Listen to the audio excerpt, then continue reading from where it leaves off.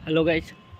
तो जैसा कि ये क्वेश्चन बार बार पूछा जा रहा था कि ट्रेनिंग के लिए किसको बुलाया जाएगा और कौन ट्रेनिंग के लिए आते हैं, तो ये देखो, ये हमारा बैक साइड ऑफ JRTI है, जहाँ से आपको विदाउट एंट्री किए हुए बाहर निकल सकते हैं। मेन गेट से निकलोगे तो आपको एंट्री करके निकलना पड़ेगा, लेकिन बैक साइड से आप थोड़ा अलाउड हो जाता है। आप विदाउट एंट्री मतलब बैक साइड मार्केट जा सकते हो।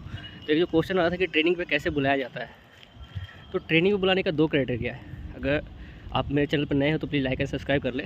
तो देखिए, एक तो होता है कि मार्क्स बेसिस पे, कि मार्क्स बेसिस जिसका ज़्यादा मार्क्स है उस बेसिस पे वो बुलाया जाता है। लेकिन एक चीज़ पे और डिपेंड करता है, ये डिपेंड करता है कि पैनल में, कि कौन से पैनल में आपका नेम आया है। जैसे कभी कभी ये होता है ना कि आपका उस पैनल में फर्स्ट पैनल में नेम नहीं आया है, लेकिन आपका मार्क्स जाता है। तो RRB क्या करती है, जो पैनल फर्स्ट है उनका लिस्ट तो भेज देगा, जहाँ जहाँ कंसर्निंग जहाँ पे मतलब वो CPO PCPO ऑफिस को भेज देगा और वहाँ से डिवीज़न लोकेट हो जाएंगे। तो मेन जो देखोगे तो वहाँ पे तो ये होता है कि जैसे जिसके मार्क्स ज़्यादा है, अब वो तो आ गए। अब किसी का मार्क्स ज़्यादा होने के साथ साथ क्या होता है कि उसके पैनल में नेम नहीं आता है। किस लिए क्यों नहीं आता है, तो कभी कभी डिफरेंट क्राइटेरिया होता है, किसी का मेडिकल इशू या डिफरेंट इशू, उन इशू की वजह से क्या होता है कि उनका आता नहीं है फर्स्ट में, वो आता है सेकंड पैनल या थर्ड पैनल या फोर्थ पैनल नाम आता है। जब उससे इशू रिवॉल्व होता है, उसके मार्क्स ज़्यादा होने के बाद भी उसका आगे लेट आया। अब इससे क्या होगा ना कि उसका कॉल जब आएगा ना, तो फर्स्ट कॉल किसको आएगा, जिसका पैनल फर्स्ट में आ गया। मार्क्स कम भी है ना तो उससे कोई इफेक्ट नहीं पड़ेगा, लेकिन अगर पैनल फर्स्ट में आया तो उसका कॉल पहले आएगा।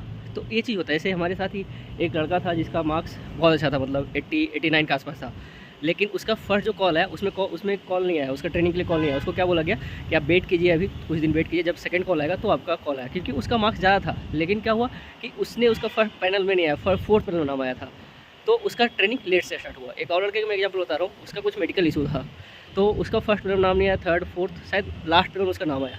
तो सोचो कि उसका नंबर अच्छे 90 नंबर थे उसके, फिर भी उसका ट्रेनिंग अब स्टार्ट हुआ है, मतलब सेकंड बैच में स्टार्ट हुआ है। तो डिपेंड करता है दो चीज़ों पे। एक तो आपका किस पैनल में नाम आया, अगर फर्स्ट पैनल में नेम आया तो श्योर ही होगा कि उसमें आपका नेम आ जाएगा। तो और दूसरा इस पर डिपेंड करता है कि आपके मार्क्स कितने हैं और किस पैनल पे। मेनली जो होता है ये मेरिट वाइज ही होता है, जो कॉल होता है ये किस पे होता है, तो मेरिट वाइज ही होता है ये कॉल।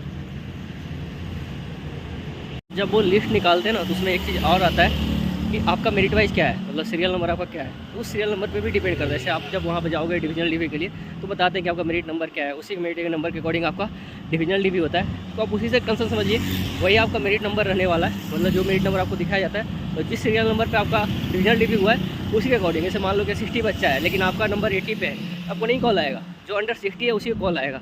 तो ये आपको पता होता है कि जिसका डिविजनल डीवी जिसके अकॉर्डिंग होता है, उस मेरिट वाइज ही होता है। अगर आपके मार्क्स अच्छे भी हैं लेकिन फिर भी आपको फर्स्ट डिवीजन एलोकेट नहीं हुआ है, तो चांसेस कम है कि आपको मिलेंगे। तो मेरे चैनल पर नए हो तो प्लीज़ लाइक एंड सब्सक्राइब कर दें।